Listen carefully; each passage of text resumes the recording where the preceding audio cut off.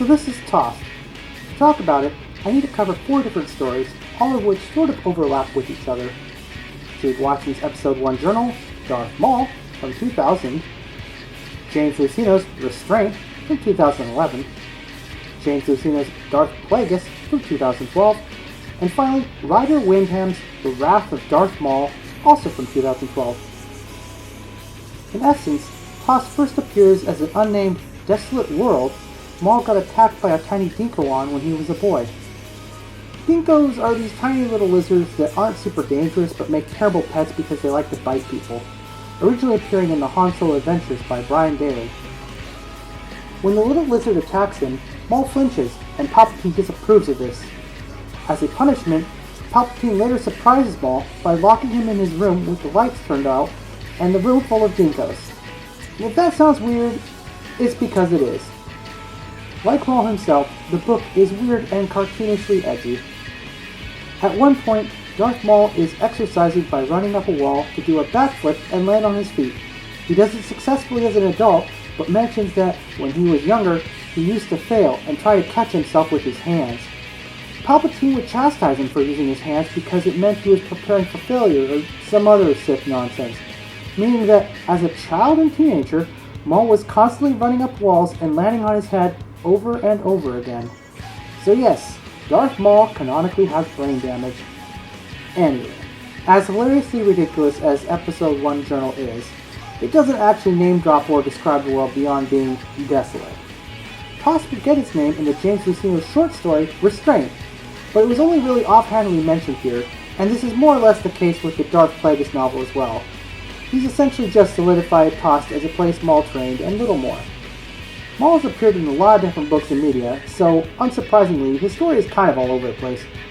Ryder Windham's The Wrath of Darth Maul essentially functions as a retelling of these events, expanding on them and, similar to Restraint, attempts to tie them together more coherently. But like most books after 2010, almost nobody has heard of The Wrath of Darth Maul. But if you're a Darth Maul fan, you should give this book a read. It's pretty decent. More relevant to this video, The Wrath of Darth Maul expands upon Maul's visit to Tosste considerably, not only describing its terrain, but giving it a history. "Welcome to Tosste," Sidious said. A murky yellow sky hung over the bluish-gray terrain. Maul gazed across the wide area of mostly flat land and noticed some strangely angular rock formations in the distance. The ground was covered by sporadic clumps of stones and boulders. Maul saw no signs of movement. "Take a good look," Sidious said. "We are standing upon what was once the bottom of an ocean.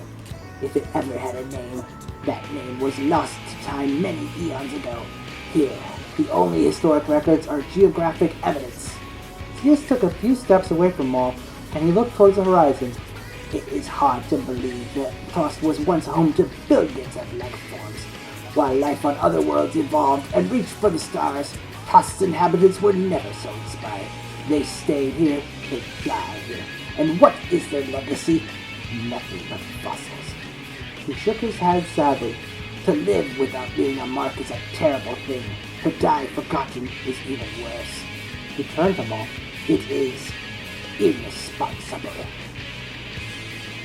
We see more of Tosste throughout the book, but while the Dinko is the only animal described, Tosste is also shown to have at least some vegetation, including blackened trees.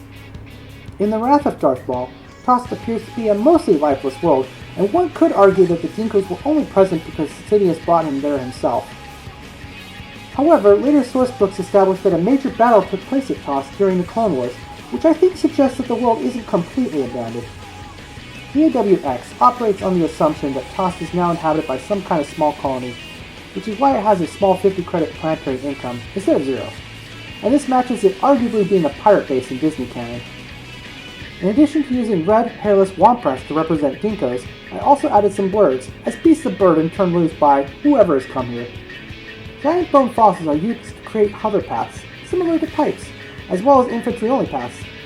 While the shipyards are kept at level 1 to represent Toste's natives never attaining spaceflight, the Star Base is level 2 in order to represent the battle that occurred during the Clone Wars. As a roleplay tip, when playing as the Hutts in Operation Nighthammer, I recommend using Tosste as the planet you build your pirate base on.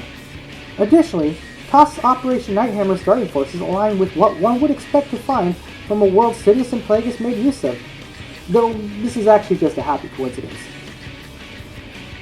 Going forward, and in some live versions of the model already, Tosste will also have its own rocky, blue-gray galactic planet model made by Leo. You won't see Tosste used much, but I really appreciate Windham for going out of his way to give this desolate planet a unique depiction and an interesting backstory. Please look forward to it.